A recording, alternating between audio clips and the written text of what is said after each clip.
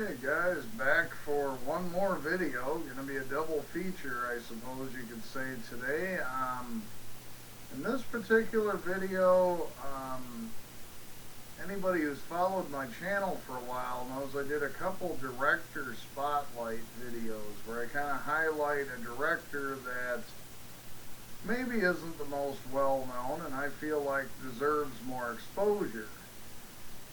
Well, I'll be doing something very similar to that with this video, guys. It's going to be my first actress spotlight.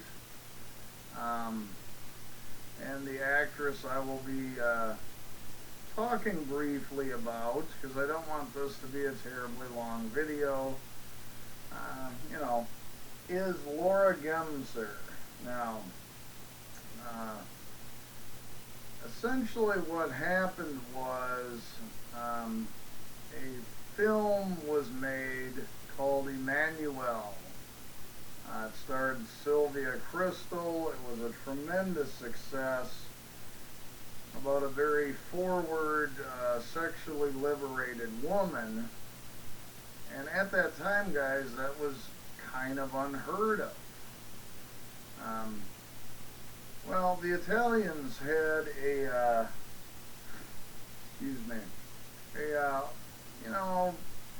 they wanted to get their hand in the cookie jar, so to speak, and so they created their own series called the Black Emmanuel series. And ironically, the gal that they asked to play Emmanuel, or Black Emmanuel, was a gal from Indonesia, so she wasn't even black. She did have reasonably dark skin, but she's actually Asian. It was a gal named Laura Gemser. And to sort of piggyback off of the other Emmanuel series,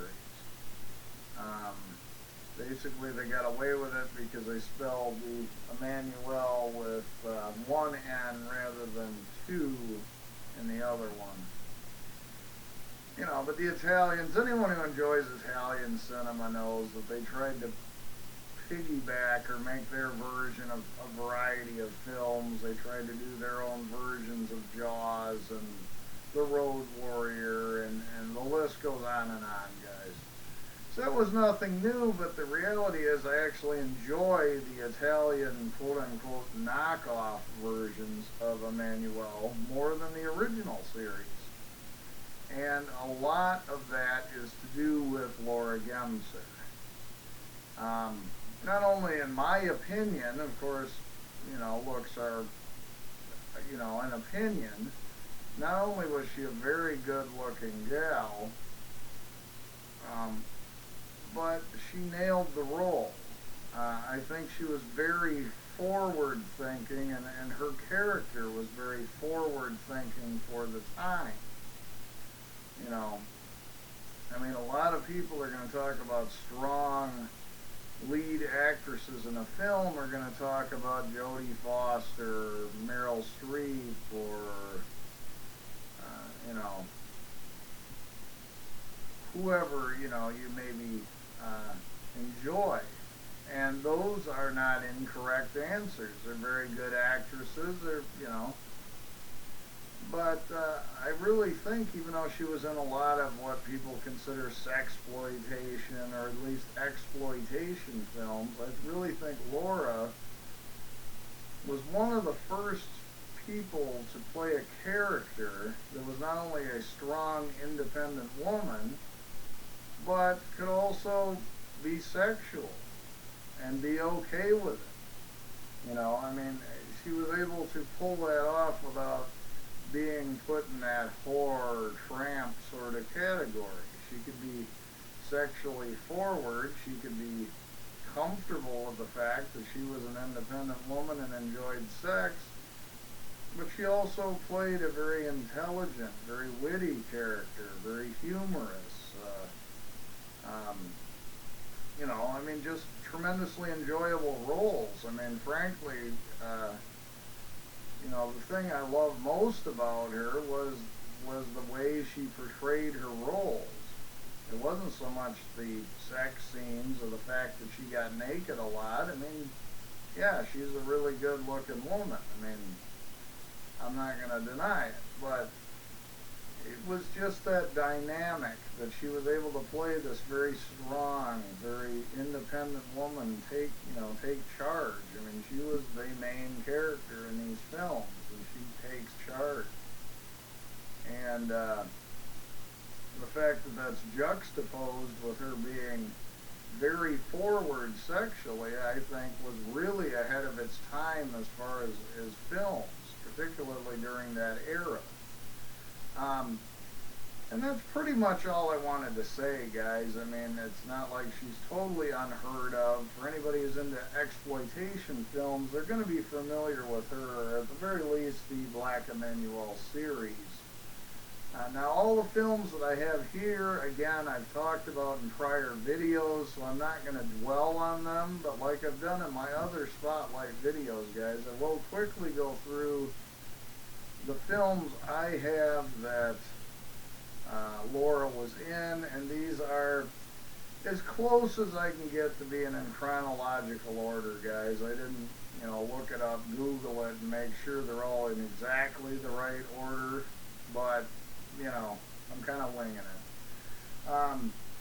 The first movie I have that she was in, now I won't be able to show the back of most of these because there is nudity, guys. Bear that in mind. Is Black Emanuelle, White Emanuelle, which is a very art house film. This one will not appeal to a lot of people because it's very art house. It doesn't have like a definitive story. It's done to be artistic, guys. It's also featured Annie Bell, who's also a very good-looking gal. And Al Cliver and Susan Scott, who were in a lot of Italian films. This particular film was directed by Brunello Rondi, who was the Oscar-nominated screenwriter of La Dolce Vita and 8½. So, But this one here is not like most of her work, guys. This one is very, very artsy. I enjoyed it, but it's clearly not one of my favorites. And then she started to do, as I mentioned, the Black Emanuelle films, guys. And one of probably the most famous and one of the earliest was Emanuelle in America, where she plays Emanuelle, an investigative reporter that, in this particular film is trying to seek out a snuff ring, guys. So, the gore in this is actually really fantastic. There is a little bit of X-rated sex in this, although Laura herself never did any hardcore scenes, although she is get naked quite a bit in her films. But this one is fantastic. If you're into exploitation films at all, to me this is a must-own. So, on the success of that, and that was directed by Joe D'Amato, by the way, who I actually did a video talking about him. If you'd like to see it, click back a bit and take a look. Joe went on to direct Emanuelle in Bangkok, where, again, she goes to Bangkok. She's a journalist, and this one it's to investigate,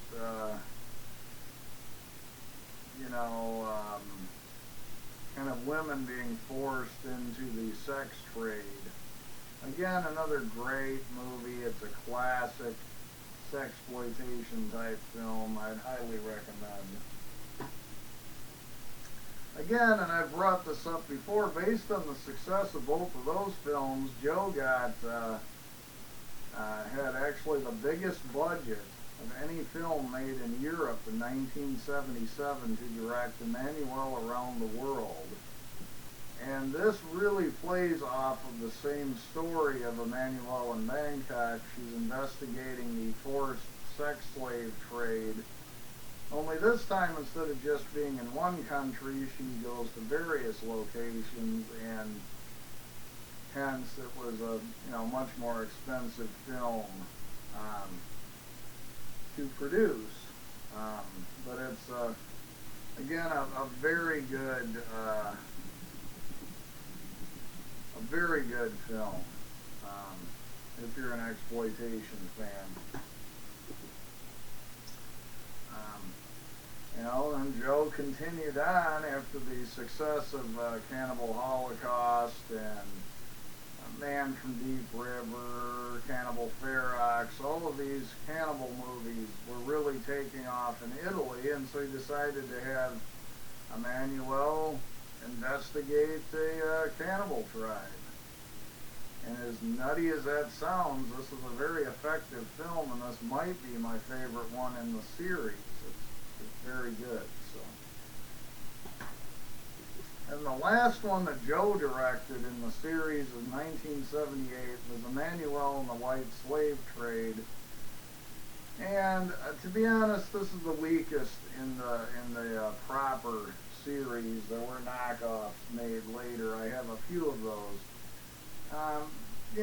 But it was kind of a rehash of the same thing. It was some high-end politicians, that were kind of involved in the white slave trade, and, it was kind of, the idea was kind of, had been milked as much as it could be milked, I suppose, at this point. So it's still worth getting if you're a completist, but don't expect it to be on par with the others in the series.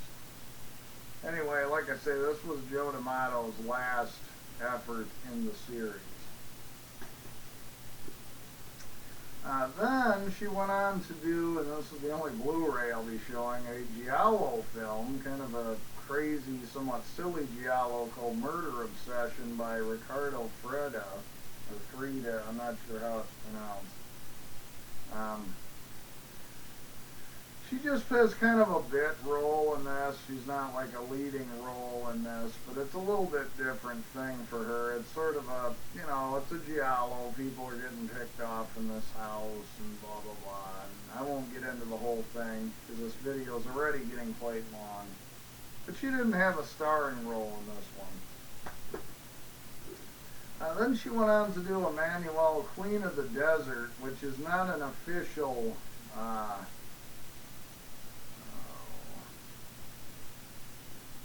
Emmanuel film, as it were. This was in 1982. And this one, it was sort of, they were trying to use the name, because there's not a lot of sex in this. There's not a lot of, compared to her early work, it's sort of more of an action type film.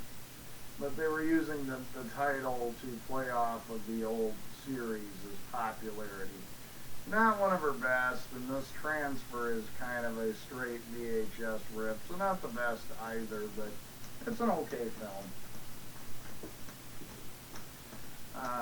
Then she worked with the legendary Bruno Mattei to do a women in prison film, Women's Prison Massacre, which,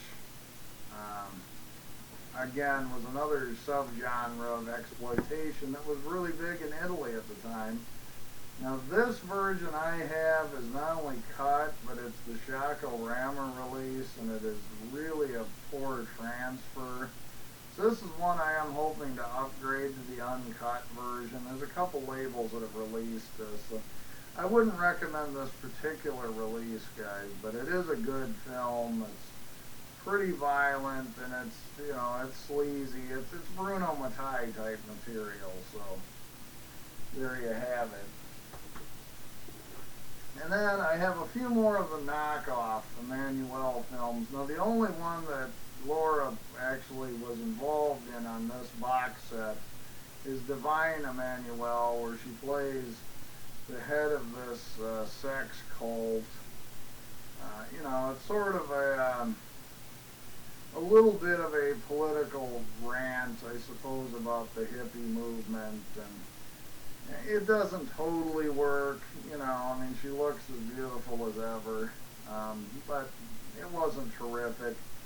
Then there's two other Emmanuel knockoffs that she wasn't even involved in that are also featured in this compilation. So, anyway, guys, that is my little chit chat about Laura Gemser.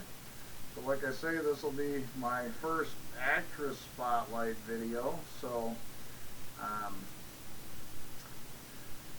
that's pretty much all I got for you guys. So,